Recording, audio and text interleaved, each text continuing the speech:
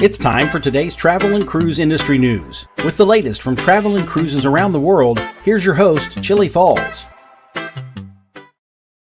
Good morning and welcome to Travel and Cruise Industry News on this Friday, the 26th day of May, 2023, coming to you from Bedford County, Virginia, Central Virginia area. We will have a special guest here this morning in just a couple minutes. She was actually in the car and the signal wasn't real good, so she was, I think, getting into a coffee shop.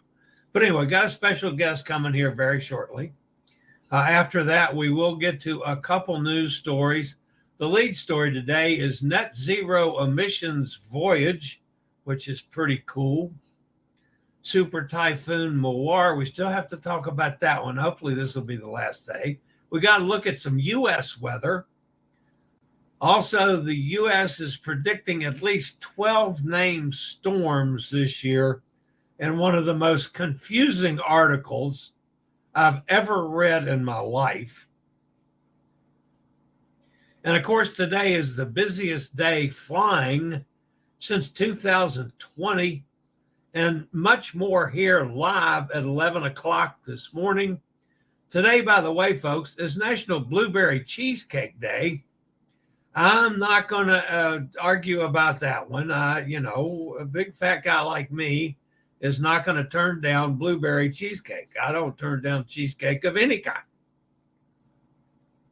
So I go out and have some blueberry cheesecake. Could be a good possibility.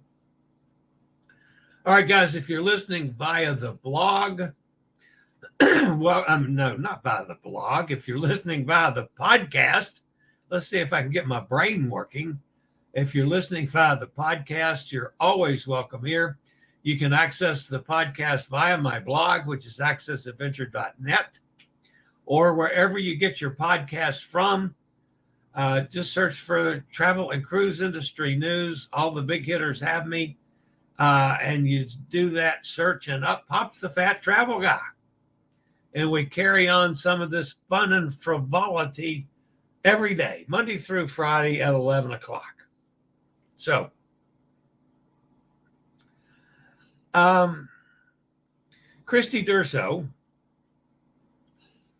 who thankfully I consider not only a friend, but also one of the most influential people in my life as it is today. She's the owner of Incredible Memories Travel. She's a passionate advocate that everyone should be able to travel regardless of an individual's unique disability. She's a full-time wheelchair user. She has her own travel experiences and those of her husband and 3 children who also live with disabilities. To dig deeper into the world of accessible travel, now known as an expert in this area, Kristy has made it her goal to educate other travel advisors and inspire and advocate for travelers from every walk of life. Yeah, with no further ado, here's my buddy, Kristy. Come on, Kristy. Welcome back to Chillie Chats. So we haven't tested this out. Can we hear you? I think so. Can you hear me? Are we good? Absolutely. That's lovely. Okay. Thank you for that beautiful, warm welcome. You made me tear up a little bit. I'm so thankful for our friendship and for your encouraging words. It's always just so fun to get to talk to you. And I just, you humble me when you introduce me sometimes. Yeah, well, I don't mean to do that. I usually treat my guests horribly.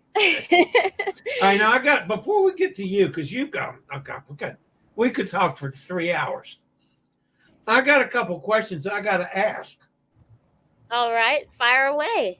All right, all of my audience knows that this last cruise I was on the Norwegian Joy, I was able to take 4 excursions. I was able to do that because of you, as a matter of fact, because you're the one that talked me into getting the chair. And that has made such a difference in my life and travel. But now I've got a problem that I haven't figured out quite how to handle.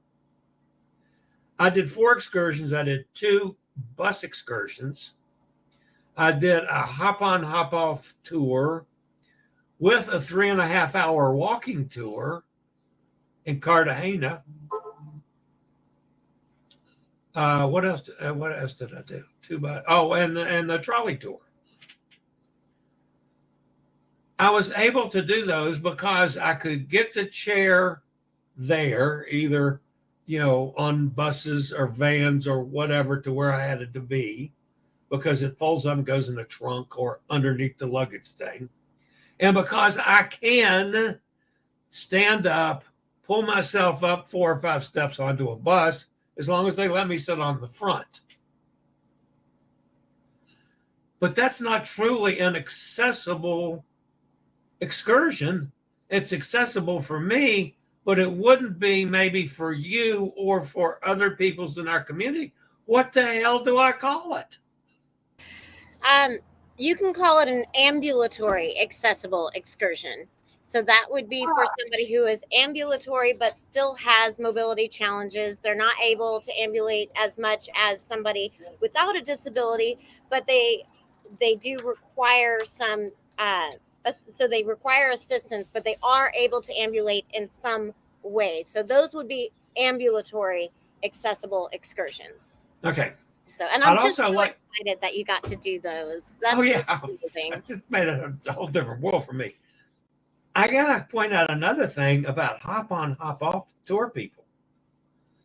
All right, that was easier than the buses, because I only had to get up one a bench, stool, and 1 step onto the bus door, and I had a seat right there. And then they folded the chair up and set it in, and the chair was literally 3 feet away from me on the hop-on, hop-off tour, because they have a section just for chairs, which is, I thought, cool.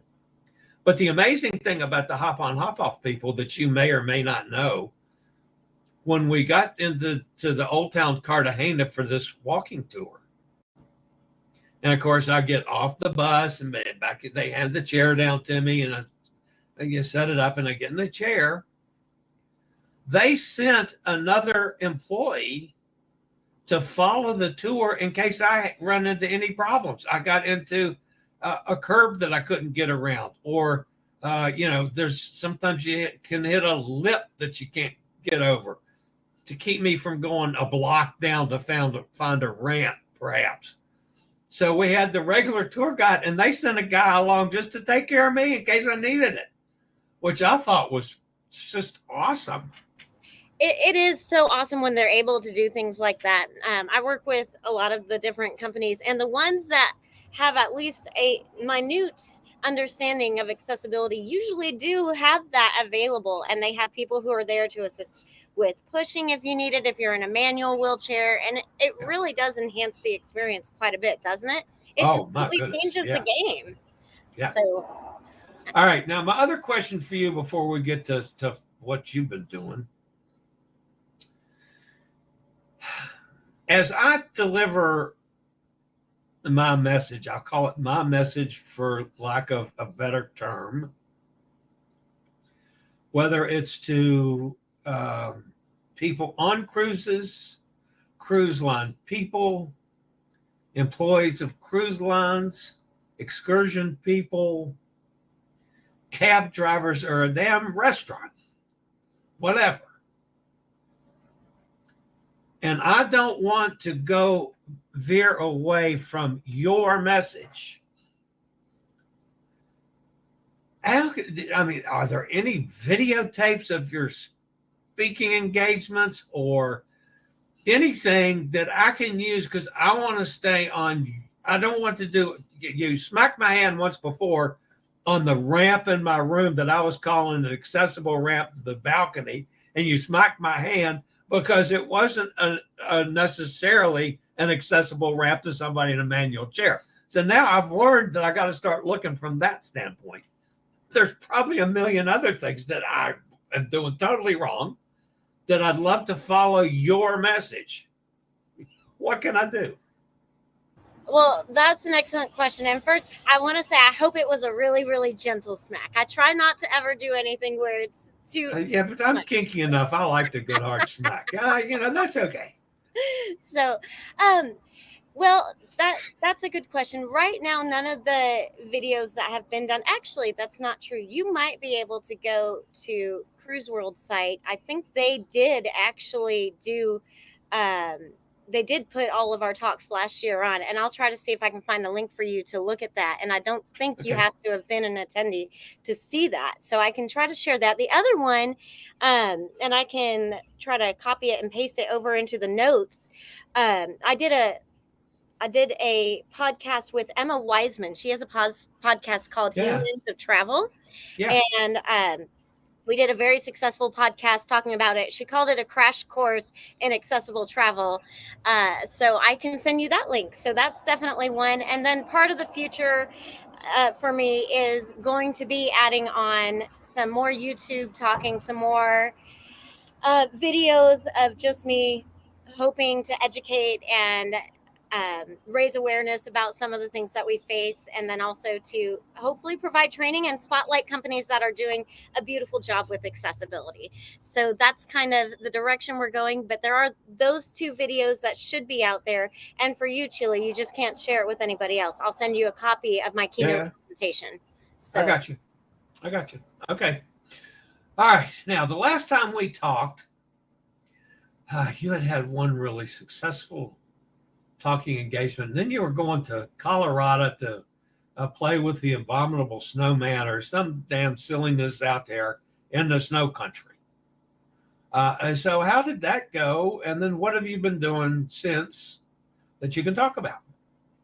Oh my gosh. So it went amazing. So let's back up to the National Tour Association and remind everybody what I did there. I got to be the keynote speaker for the National Tour Association this year at their Contact Conference in Cheyenne, Wyoming. And it was a surreal experience, honestly. It could not have gone better. The entire audience gave me a standing ovation. I saw people wiping away tears, and they talked about it for the rest of the conference.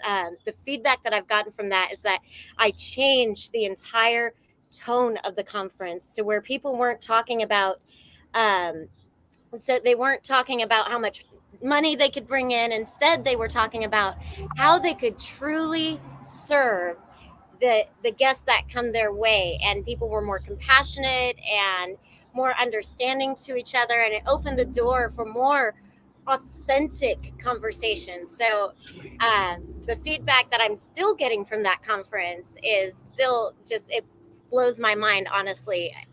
That is exactly my intent. It is what I wanted from it, but you never know. You go into an event and you're not sure how the audience is going to respond. And especially with something like this, most people don't even have accessibility on their radar. So they come in not really expecting a whole lot from me, not expecting it to apply to them. And then to see the faces light up with understanding and to see them change from sitting kind of going, okay, we're going to hear about accessibility, to fully engage and listening is quite an experience for me personally. It's very humbling, very encouraging to get that. So I got home from that conference, and like 2 days later, a woman named Julianne Frederick contacted me. She's the president of Tour Colorado. And she said, Kristy, I just saw you at NTA, and I would really like you to come to Colorado and do the training portion of our conference. And it's in like 3 weeks, so we don't have much time. You could Zoom in if you want to. And I was like, well, it really is a lot better if I come in person. So if you can fly me out, that will be a much better experience for everybody. And so they agreed to fly me out, brought me in. I got to do an on-site training and to give them that same, almost the exact same keynote speech. And it was extremely well received. We toured Glenwood Springs all over the place, got to see the Rocky Mountaineer train and talk about some of the issues they have with accessibility there. And to see a lot of the town. And they've done a lot of work in that area on accessibility. That was really exciting for me. In fact, they have a little amusement park at the top of the mountain right there in Glenwood Springs. sorry, let that car pass. We're outside at a coffee shop today, so I know there's a little bit of noise, but I'm sitting here with my husband. Maybe later you'll get to say hi to him because he is my biggest supporter and the reason I'm able to do all the work that I do. Yeah.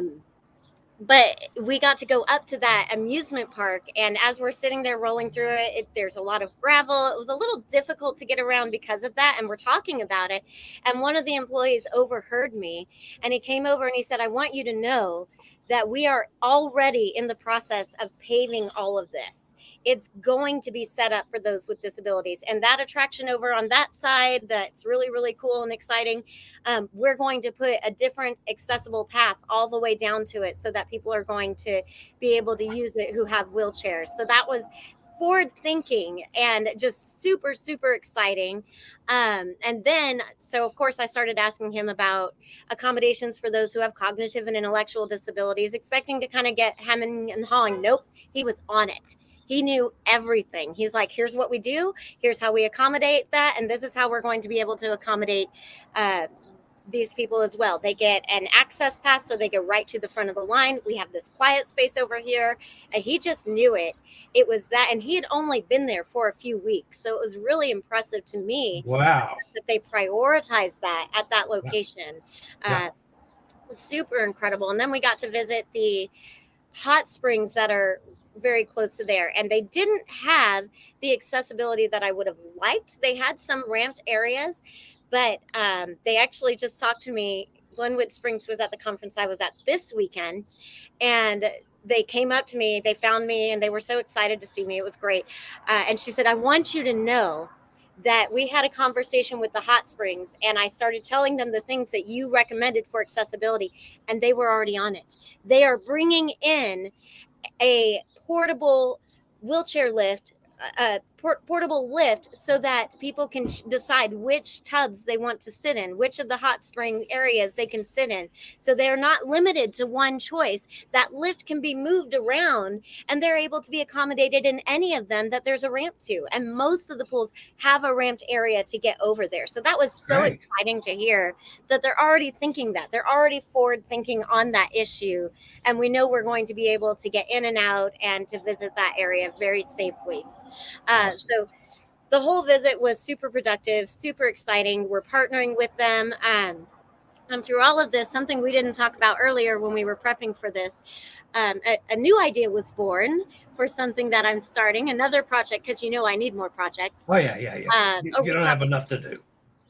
We talked very, very briefly about it, but we're starting a book called The Incredible Accessible USA, and it's in partnership with NTA and another company called ITMI. They are let me see if I can remember what it stands for. We never refer to it as anything but ITMI, but it's International Management Tourism Industry or something like that. But it's a training program for people who want to become tour guides and tour directors. And so we've had lots of calls since NTA talking about building content, building a course for them. And so they're going to help with the book, with getting destinations to host me to come out and experience their destination with multiple members of my family. Because for those who are new to hearing from me, in my personal family, we represent the following disabilities. We have mobility, obviously, I'm a full-time wheelchair user. Invisible disabilities. My daughter has the same genetic condition I do. It just has not progressed to the point that she's a full-time wheelchair user. Allergies. She has 26 food allergies, celiac disease, and has to follow a special diet for gastroparesis as part of the genetic disorder. Our youngest son is adopted from foster care and is cognitively and intellectually disabled from fetal alcohol syndrome. And we have 3 people who are neurodivergent. So that's our personal family. And as well as that, my daughter is an ASL interpreter. So we have a great understanding of that. And my husband's grandfather went blind later in life. So we even have that aspect of it. So we cover almost every area of disability.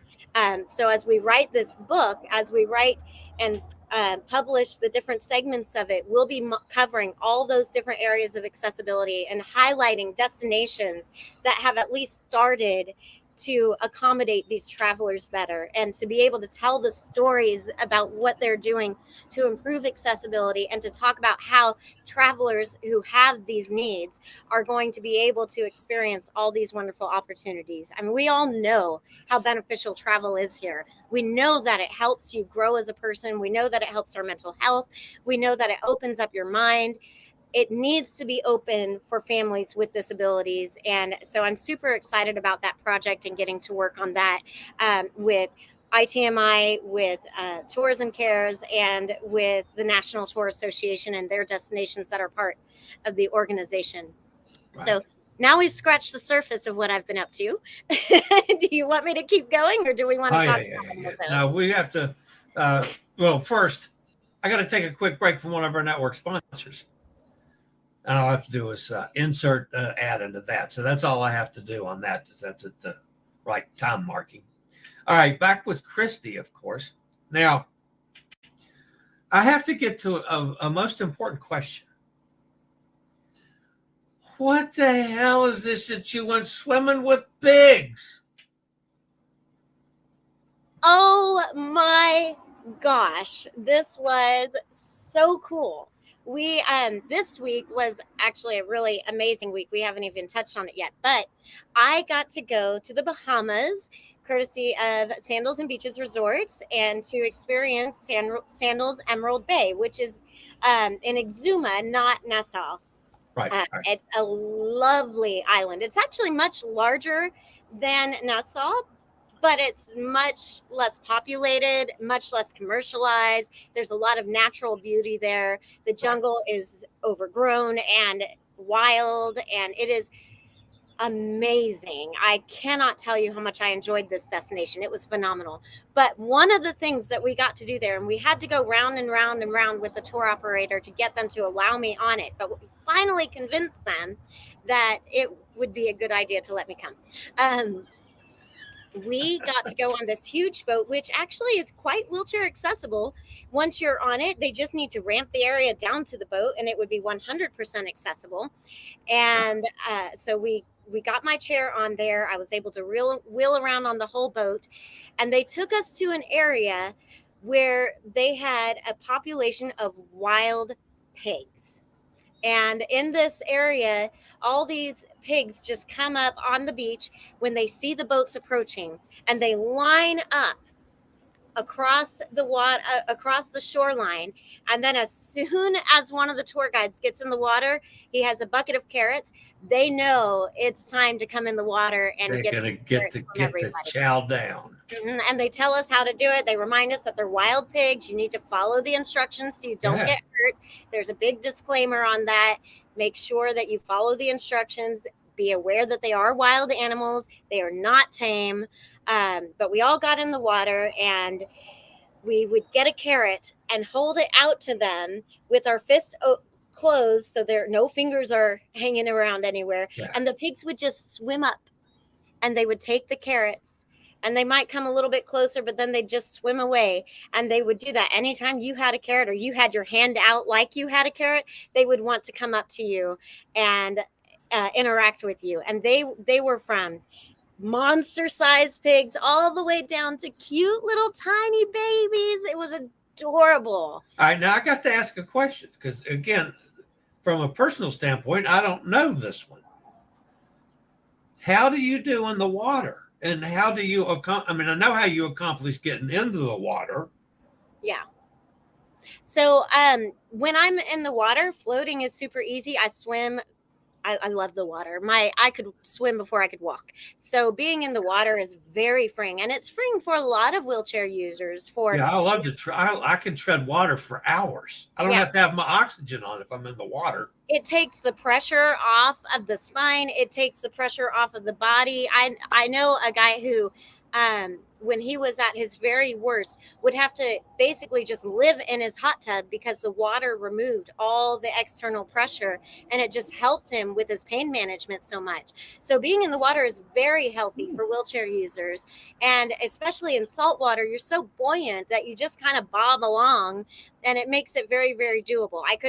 obviously, was not standing in the water or anything else, but I was into about my shoulders, just kind of with my legs in front of me. And so that was a little bit rough. I do have a pretty decent bruise from one of the pigs who didn't know my leg was there, but I can live with that. For the experience, totally worth it.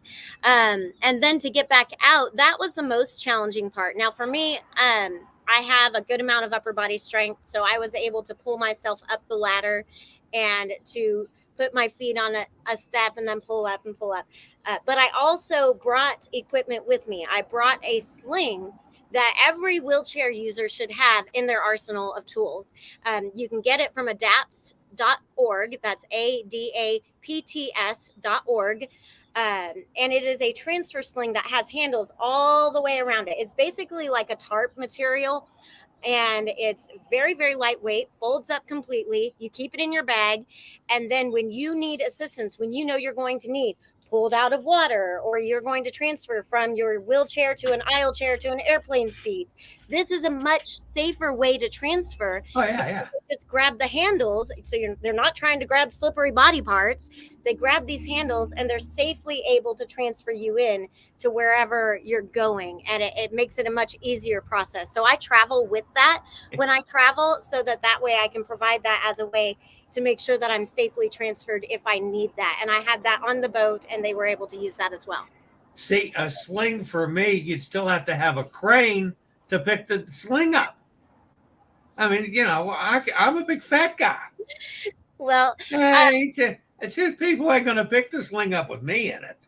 I don't remember how much the sling goes up to, but it does. It is designed to help even with people who are of larger size, and there are so many handles on it. That's a nice way of putting it. Hey, we'll go with that, right? But there are so many handles on it that you could have, if necessary, you could have up to 6 people helping to transport. And because the way it's designed, it distributes the weight in a way that would make it even possible to carry somebody who weighed more. So yeah, one of the things that I still haven't done that at least you changed my attitude on, I still haven't let anybody get me in one of the slings to raise me up and dump me in the hot tub or a pool. Oh, you've got to do it. One of these days I'm going to do that. You need to do it. It's so fun. And I was on a not Royal Caribbean, sorry. I'm getting ahead of myself. That's next year. We'd love for you all to come. But I was on a Virgin voyage a few weeks ago, I think, in between these times. It's all blending together. But it was so fun being on that ship because everybody there is so relaxed and they're all just there to really have a good time. So they got the lift out for me to transfer me into the water, and it becomes a spectator sport. You have to know that. You just accept that. Everybody wants to see how this works and what to do on it. But on this ship, it ended up being really fun because they've got loud music playing, and other people, they noticed that people were staring. So this one table started just cheering. And so I started dancing as I'm going up in the lift, and everybody got into it, and it was really fun. So not only did we get to show people what it's like to have somebody with a disability get in and experience the water, we also got to show them that it doesn't have to be a negative experience. It can be really fun. So now more people are aware that wheelchair users have personalities, and more people are aware of the tools that are available for those of us who might need them. So now I do like to get up on the dance floor. I'm in my scooter. Oh, I've done that many times. Me too. Well, it's no different. You get in that chair, start dancing as they lift it up and lower you in, and it is so refreshing and it's so freeing. And to know that they have that accommodation and they're able to take care of you that way, it really does change the game. It broadens your perspective. It broadens your mind and helps you to, again, you talk about how amazing it was to be able to do those excursions and how it changed you. And this is now your favorite experience. Keep opening those doors. Keep it going. Don't stop there. Oh, yeah. Everything. Yeah. I'm trying to figure out how to do a zip line. I'm your girl. Costa Rica has an accessible zip line. I've heard that. So you got to I've go heard with me. that. Yeah, but then we also have the weight limit. That's the other problem with me. Ooh. Usually I'm too fat to do things like that. At least that's the excuse that I use. I've also got this fear issue, but that's no excuses, no fear. So speaking about that, I have to tell you another story. I know I'm monopolizing our time, but so on that Virgin cruise, we went to Roatan, Honduras. Yeah. And the cruise line, of course, had no fully wheelchair accessible excursions. So I had to find my own, and I did. In Roatan, and this blows my mind, they're doing so much better than so many places, even in the United States. It's incredible. There was one company that had 2 buses that could accommodate 4 wheelchairs each, and 2 vans that could accommodate 2 wheelchairs each. And so the first day of the Virgin cruise, we're rolling around, we're experiencing, trying to get the lay of the land, and we go over to we're on the Lido deck next to the pool, and I see a man in a wheelchair, and I'm like, oh look, my people, I must go say hi. So of course I roll over and I introduce myself, and we start talking, and I ask him about what he's doing. He goes, oh well, they didn't have any excursions for us, we're just staying on the ship the whole time. And I said, nope, no you're not. You're coming with me. When we get to Roatan, you and I are going on this excursion together. We're going to go hug the sloths. And he's like, I don't know. That sounds a little, I'm not sure. And I was like, no. This is happening. You're doing it with me. We are going. And I finally convinced him. He and his wife sent me a message that morning, the morning of the tour, saying, okay, we're in, we're coming with you. And I messaged the company, let them know that there were now 3 of us, 2 wheelchairs and 1 ambulatory person. And they're like, no problem. Sounds great. We'll see you soon. So we get there to the van, and they load us up, and they take us over to their little area. And we're rolling in, rolling around. And at this point, I really don't know much about this gentleman. I just know that he's a wheelchair user, and he didn't have the resources to set up anything fun for him to do. And we get over to the sloth encounter, we roll in, and immediately I'm like over there, and we see the sloths. They love people. This group. Oh, yeah. They start reaching for us as soon as we're there, and it's just so cute. And so we get to hold them, and I'm holding one. I'm like, get over here. You've got to hold one. And he's like, I don't know. I'm scared of this. I don't really want to do it. But eventually he does. And it was just really fun to see him overcoming that fear right there. And so we finished that, and we finished holding them. He doesn't go into the monkeys or the birds, but he did the sloth. So I was super excited about that. And I got to hold one of the babies. That was fun. So then we finished that. We finished all the things there, and we continue on our tour. We go to the chocolate shop. It was awesome. Nothing sugar-free, unfortunately, for me, but there were lots of different things for other people, and really, really fun experience. And we start driving around the island. We all opt to skip the run tour. We don't really care about that, but we wanted to see the beauty of the island. And we get to this place where they're building a new zip line. And I was like, oh, I want to go ziplining so badly. I can't wait to go ziplining. And my new friend next to me says, I almost went ziplining in Vegas, but I chickened out at the end. And I was like, oh, no, now you really have to do it with me.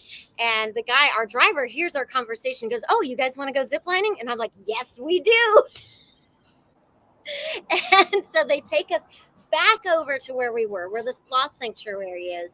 Yeah. And they get these 2 huge guys that then carry us up to the platform where you get ready. They just threw us on their backs and carried us up. And then 2 other guys came behind carrying chairs for all the stations in between. They set the chairs down. They set us in the chairs. They help us get the harnesses on, the helmets on. And I look over at my friend, and he's practically hyperventilating here. He's so stressed out and so nervous about it. And I'm like, you're going to be okay. We're doing this. It's going to be great. And there were no excuses. There was no, it's stairs. It's a long distance. It's not accessible. It was just, you all want to do this. We're going to make it happen for you. And they absolutely did. So they carry us up to the first line, and I see him again. The fear is palpable in his eyes. He just looks terrified. So I look at him, and I look at his wife, and I said, he's going first. If he doesn't go first, he's not going to go. So he's going first. And so he went. He got down to the end. I finally make my way down, and I'm there. I'm sure he was grabbing on with both hands, white knuckle, And I'm there with my arms out open wide, like, whoa, this is the best day ever. And I get down, and there was such a difference in his face. The fear was gone. His shoulders were straighter. He had accomplished something that day. Yeah. It was overcoming. He had been told no so many times. He had been refused so many times and missed opportunities so often that fear overtook him to try new things. And on that day, he tried not only holding sloths, but also zip lining. We went on 11 lines. By the end of it, he had the biggest grin on his face. Wow. And it was just the light in his eyes was so amazing to see. We didn't just create a memory that day. We didn't. Yeah. We opened him up. Changed a life. Yes. Yeah.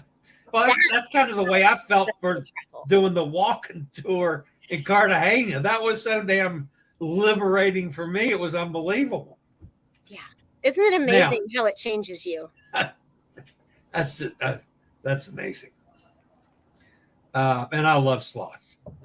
I got to hold a sloth the first time, the whole disaster trip I did without a phone. That one about killed me. But I got to hold sloths on that one. I didn't get to go back and see the sloth on this one. By the time I got back near the boat, I was so damn tired because it was 104 degrees. And between the walking tour, which was 3.5 hours, and then another hour to do the whole hop on, hop off tour all the way around just to see things. I mean, I was 4.5 hours. I'm out in 104 degrees. I just wanted to get back to the boat and an adult beverage. So, and how amazing if you had used that lift to get in the water and cool off, right? Well, yeah. All right, now, just out of curiosity, you may or may not know this. That tour that you took, how expensive is that? Is that one of the real expensive ones? Or no? I mean, mine were really reasonable. Mine was incredibly reasonable. I thought the price of it was extremely reasonable for everything that we got to do that day.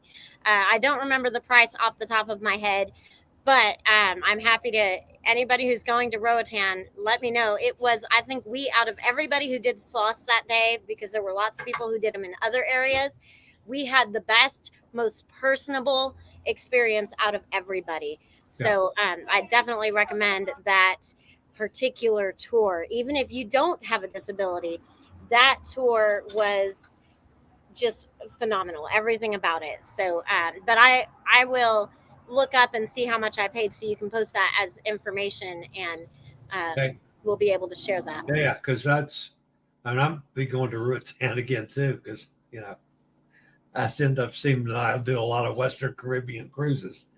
But anyway, yeah, that would be awesome.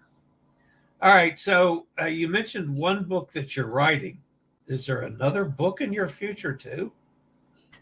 Yeah. So the first one is going to be destination specific, talking about different destinations around the world, or around the United States. So the incredible accessible USA.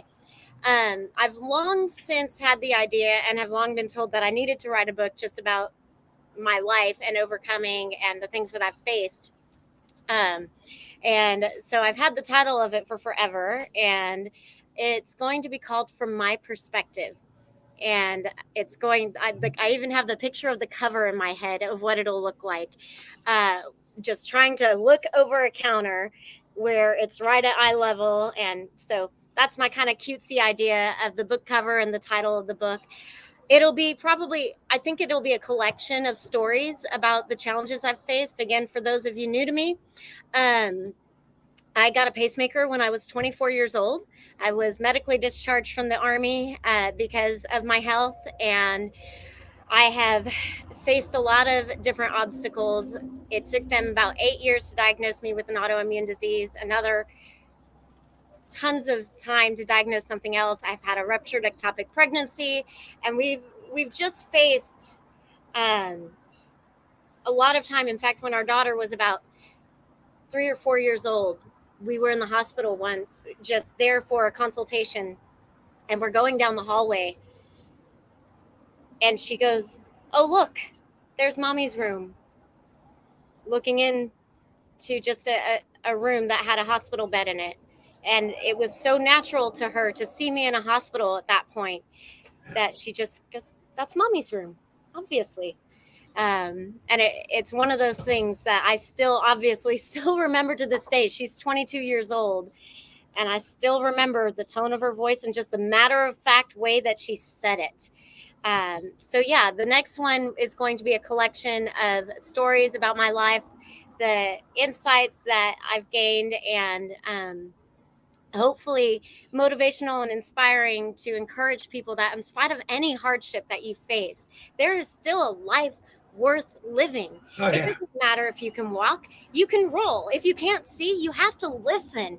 If you can't hear, then look and observe the world around you. There isn't anything stopping you from getting out and being fully engaged in life. And that's the message that I want that book to convey. So. Yeah. Well, that's the message that I try to convey. You know, if it wasn't for travel, if it wasn't for cruises, and it wasn't for the audience that's on the show, that's the reason I'm alive today. If it wasn't for that, I'd be sitting at home feeling sorry for myself, and I'd been dead probably 3 years ago. So, yeah, I mean, that's, yeah, it's an amazing world we live in. We've faced so many hardships. When my husband and I married, we were very, very young. We were both I was 5 days discharged from the military. He started out enlisted. So, E3, newly married. We got pregnant right away, which we had not expected. And we were broke. So we've experienced being dirt poor. We've experienced hardship medically. We've experienced so many different things and sudden moves and everything else. But you can't allow any circumstance to define who you are. Who you are isn't about your circumstances. It's not about your abilities. It's about your drive. It's about your heart. It's about your likes, your dislikes, your dreams, and your goals in spite of your circumstances. Yeah. And the more we can get that message out, the more we can talk about that and bring that to the surface, the more inclusive our communities can become for everyone. Race, gender, monetary status, nothing matters except the ideas and the concepts, and bringing all of that together and helping people understand and relate to each other on a personal level. So. Awesome. All right. Kristy, thank you as always. You know how much I love you. Well, the feeling's mutual. Love you too. All right, my dear. You're amazing. All right. I got to go do a little bit of news before these people decide to run away and leave. Okay. Well, Kristy, it's been a pleasure as always. Thank you. Thank you. Thank you. And I'll talk to you real soon. Okay. Sounds good. See ya. All right. That, of course, is Kristy Durso. Oh, my God. That was just awesome. I can't believe we actually talked for almost 45 minutes. That's just incredible. All right. Real quick, before I get to the news, I do have to mention one thing quickly, and that's the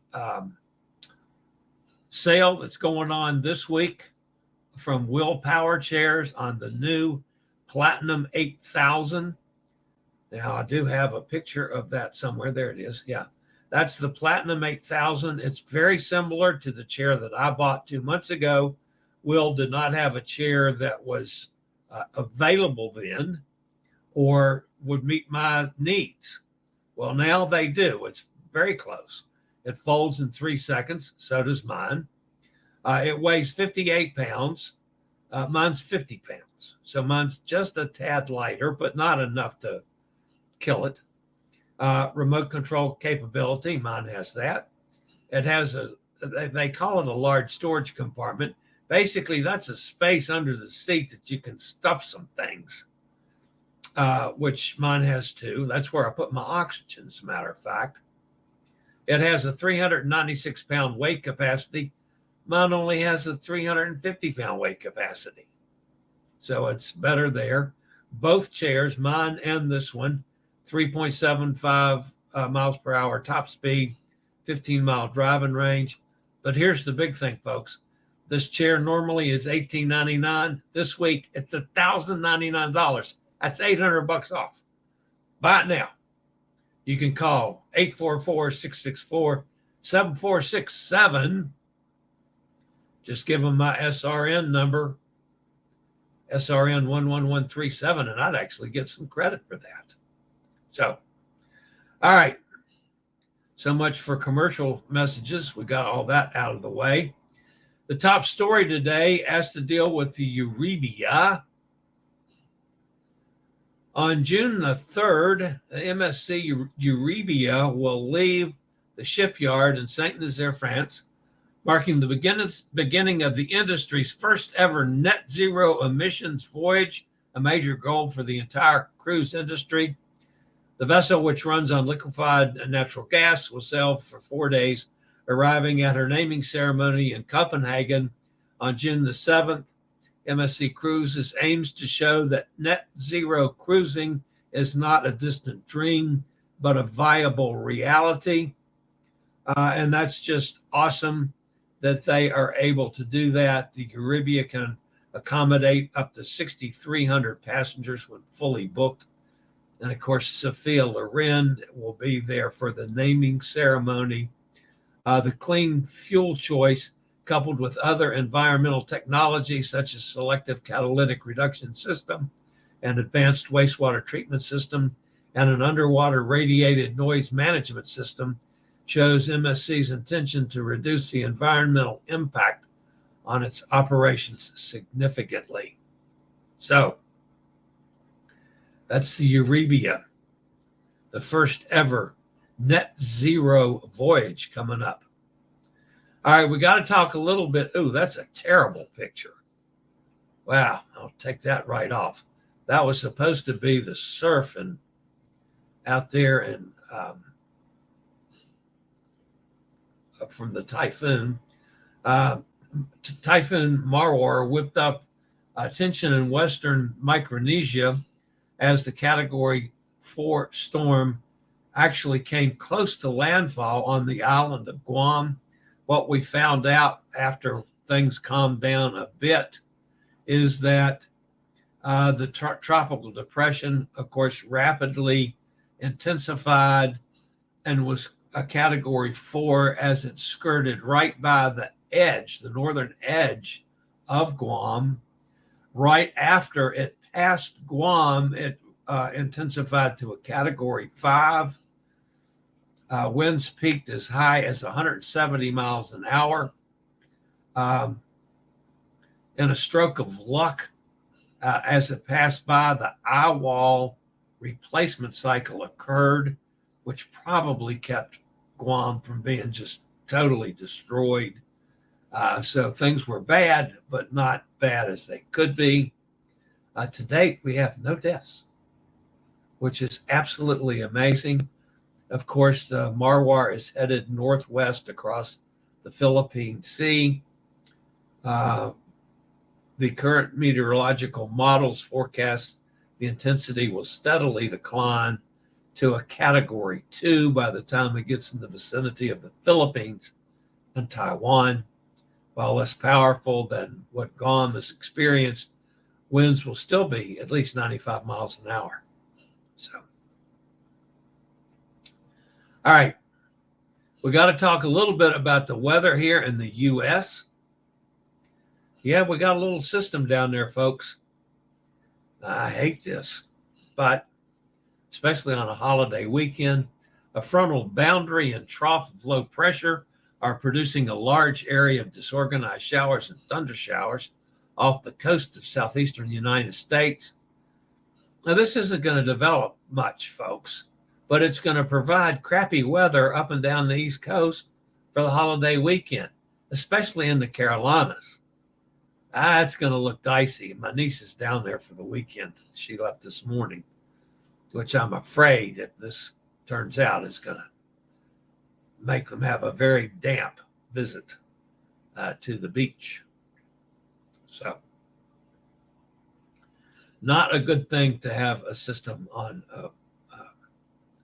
holiday weekend, especially with the holiday weekend today with being the busiest flying day forever. Oh, another bad picture. Wow, why am I getting these bad pictures? Okay.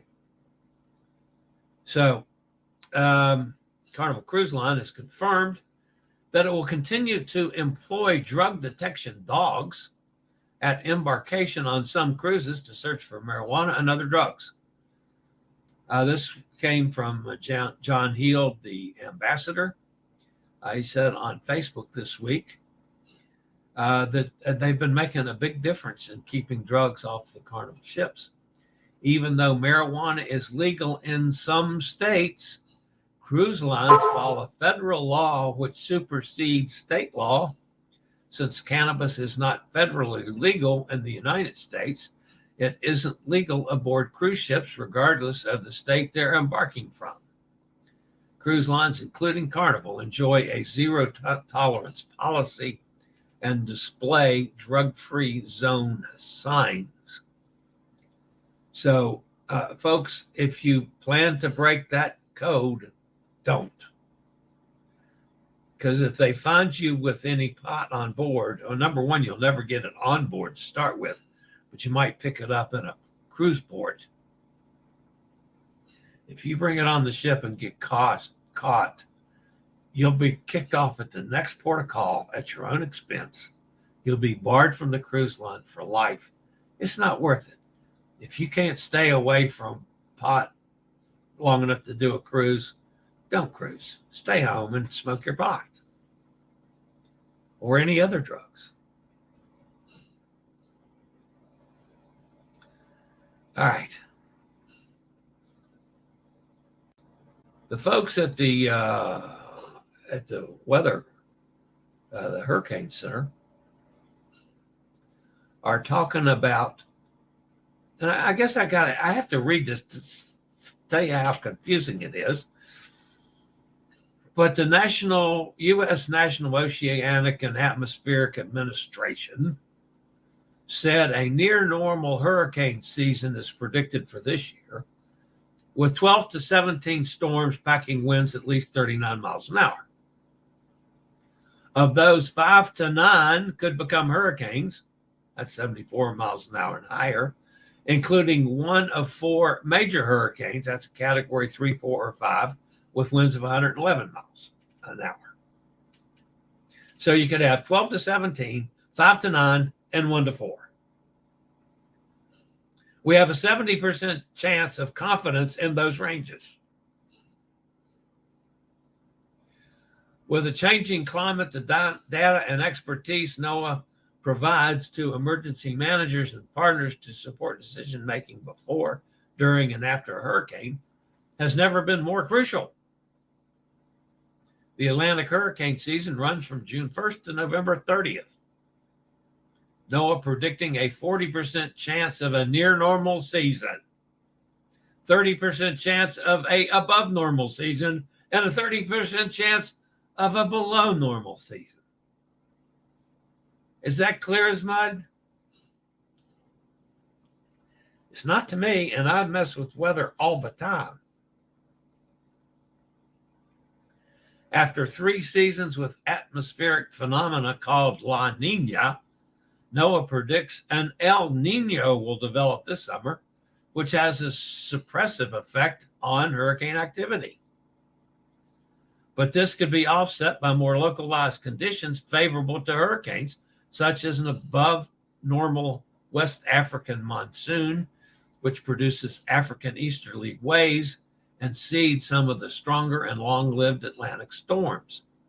Predicted warmer than normal sea surface temperatures in the tropical Atlantic Ocean and Caribbean, meanwhile, add more energy to the developing storms. In 2022, Hurricane Ivan in particular devastated Florida, killing dozens and causing more than $100 billion in damage alone, by far the costliest weather disaster in the world last year. In general, climate change is making hurricanes more powerful as they feed on warmer ocean surfaces. And like I mentioned earlier, folks, it's the busiest day for air travel in years. According to aviation analytics company Cirium, 22,759 flights are scheduled to depart in the U.S. today. More than 2.96 million seats between them. The firm's data shows that the most scheduled flying since before the pandemic shutdown in March of 2020. And the summer is only expected to get busier in the air. Cirium forecasts that more than 3 million seats will be flown in the U.S. on June the 5th for the first time since August 19th, 2020. Air traffic for this summer is expected to peak on July 21st, when 23,481 domestic U.S. flights are scheduled in the U.S. with 3.08 million seats, according to Cirium. A lot of people flying. All right, let's go over and see who's fussing at me in the chat room. Yo, Brooklyn in the house. Hey, Eddie. Mike's with us. Hi, Mike. Steve's here. Hey, Steve. Dennis with us. My friend Dennis. Melissa. Hi, Chillie. Chilling with Jane. That's sweet. Give Jane a hug and a kiss for me. Hotel. Tomorrow is cruise day. Awesome. Emma says, hiya. Love that cheesecake. Yeah, me too. Nikki's with us. Hi, Nikki. Easy 2-ingredient no-bake cheesecake. Quickly mix a large 1-quart plain Greek yogurt with Jell-O brand sugar-free cheesecake pudding mix, and then let it chill in the fridge. Wow. I had no idea that a cheesecake could be that easy. Awesome. Ambulatory accessible excursion. Yep, that's something that I've got to put in my vocabulary, because that's clearly what I can take. So see there, that's the whole thing. The whole morning was worth it today, that now I can talk about something that makes sense. Hot Air Tom's with us. Hi, Hot Air Tom. Emma says, oh my God, amazing whole new world with accessing excursions. Hoping this changes the cruise line's labeling of these excursions. Totally loving the ambulatory accessible excursions. Yeah, that definitely gives me something now. The next time I'm on a boat, when I sit down and talk to the excursion people, that gives me something to talk about. So I agree, Emma. That was a great find for me. Sonny's with us down in Mississippi. Sounds like a great book, Kristy. Yeah, I agree. Oh my goodness, both books. Kristy could consult a compliance officer for the cruise ship builds. We are working on that, Dennis. Kristy more so than me. She has, I have direct access, as does Kristy, with Royal Caribbean through the special needs coordinator. She has direct access for Holland America, has done a tremendous amount of work with them. I'm hoping to get direct access with Norwegian, but we'll see. Yeah, you never can tell when one of those things fall in your lap. But anyway, yeah, Kristy is known worldwide, and now she speaks in not just around the States, but other places as well. Kristy is awesome. As a visually impaired person, and my wife is blind, we have been intimidated by traveling on our own. Sounds like Kristy is opening doors. Yeah, Steve, it's amazing. I've traveled with a couple people that were visually challenged, and they got along fine. Sure, there were some things that some people helped them with, no doubt about it. But it's amazing, and the cruise lines are becoming a lot better at it. as is regular travel. But yeah, it's a little different from my world because I am ambulatory enough, to get on, it was tough getting on the buses, but I did okay with the hop on, hop off tour because I wasn't getting on and off. And I did okay with the trolley tour. And yeah, it was a struggle for me to pull myself up, on a big bus. It's 4 or 5 steps. Well, that's tough for me. If I can get in one of the front seats, I can do it. So like when I go to, let's say, for instance, my December 2nd cruise in Port Canaveral, whether I fly or drive is really inconsequential, but let's assume that I fly into Orlando. I would take a transfer over by the cruise line. Well, I go in the day before normally. I'd stay in a hotel. I would get the shuttle from the hotel back to the airport and hook up with the Norwegian transfer over to the boat. And that's what I've told other people that they could do as well. It's cheaper than like Ubering over from Port Canaveral. That's an hour drive.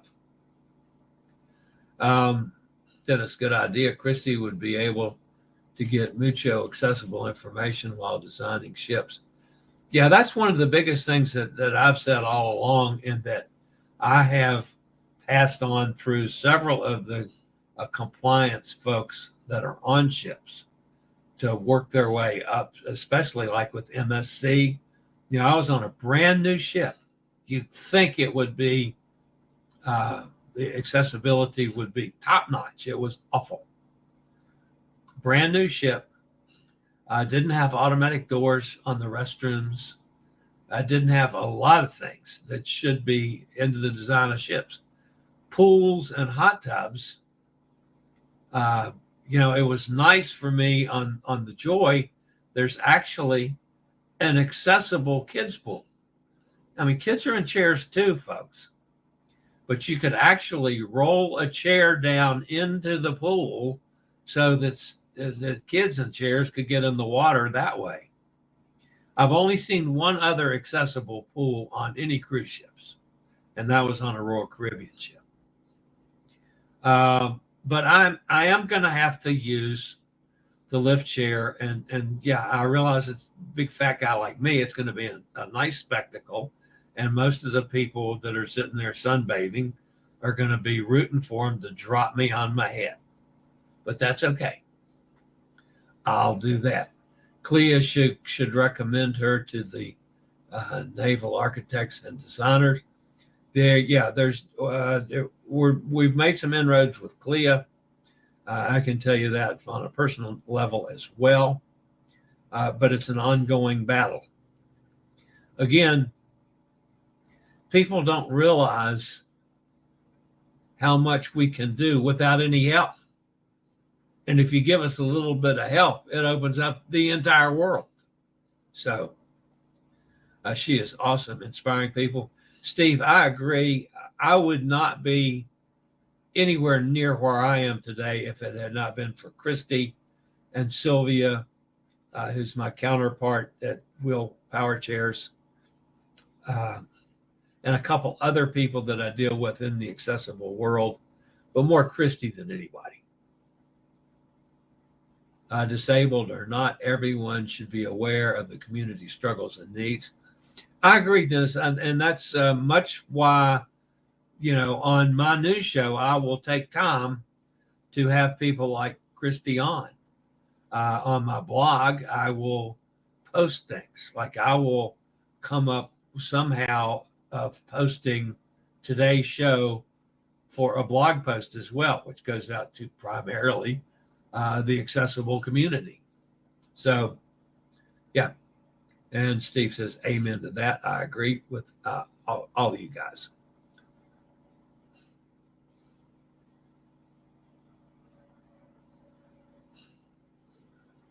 Euribia.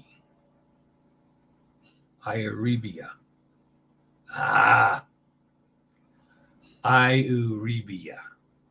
Euribia. Okay. I did it wrong again. You told me that before, Dennis. Euribia.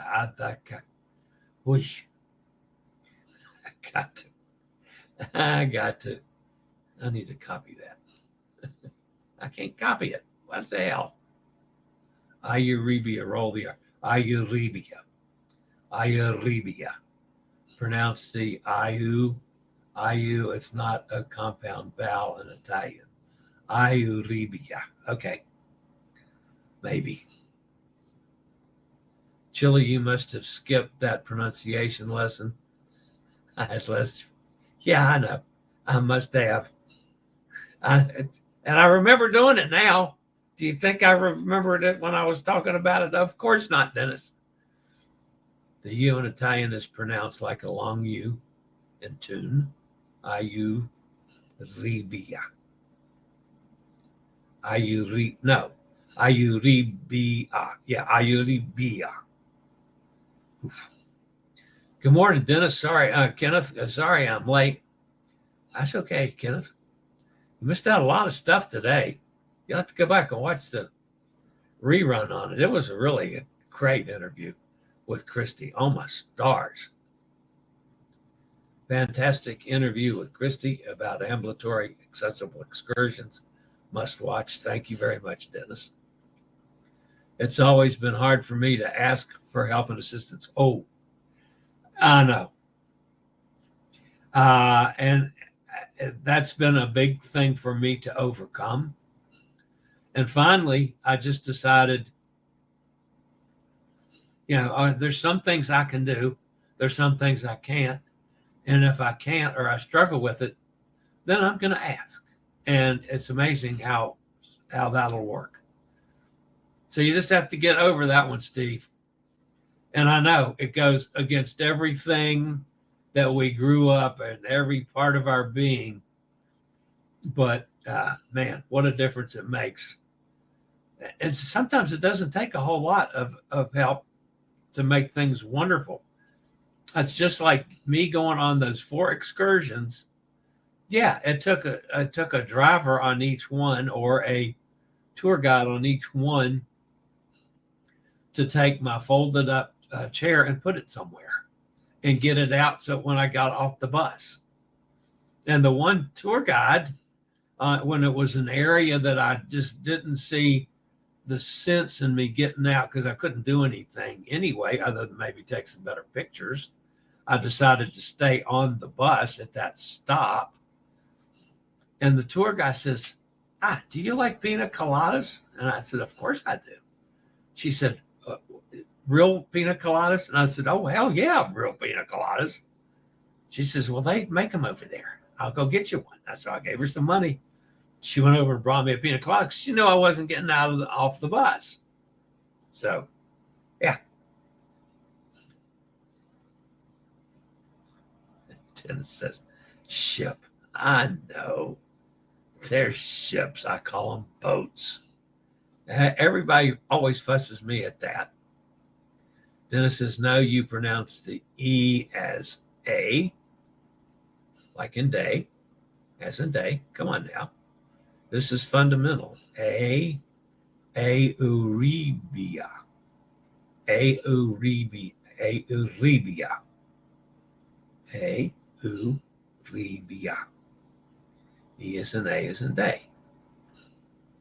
Euribia. Okay. A reminder to ignore the pronunciation by the cruise clowns. They don't care about proper pronunciation. Well, I know, and I do. I would love my brain to retain all that you have given me, but it doesn't. I mean, how long did it take me before I got Civitavecchia or Fincantieri? So that's the new one. I'll try to remember, Dennis. Honest, I will. All right, that's going to wrap me up today. Goodness gracious, I'm 10 minutes over the hour again. That's 2 days in a row that I've gone over the hour, folks. That's absolutely amazing. All right, guys. That's going to wrap it up for the weekend. I will be back here on Monday, even though it's a holiday in the U.S. If anything happens on Saturday or Sunday, I am going to be close by so I can check on any breaking news if we should have it. I hope to get quite a few more videos posted over the weekend as well. So for now, everybody have a fantastic Memorial Day. And as always, guys, stay safe, stay healthy, think about cruising, and hopefully one day soon we'll all get together on the high seas. Have a fabulous weekend, everybody. See you Monday, if not before then. And don't forget tonight. Oh, I forgot to mention that. 6:00 tonight. It's in the comment thing. I'll be doing the update on the December 2nd cruise, whether it's an update or not. Anyway, at 6:00 tonight, it's on my tab on the channel, the community tab, and there'll be links everywhere. So, y'all join me. All right, that's it for today. See you guys next time. I regularly post videos on all facets of the travel and cruise industry. So if you like to keep up with the latest in cruise ships, ports of call, cruises themselves, Chillie Chats, and travel and cruise industry news, just hit the little subscribe button in the lower right-hand corner, hit the bell notification so you'll be notified when a new video is up or we go live.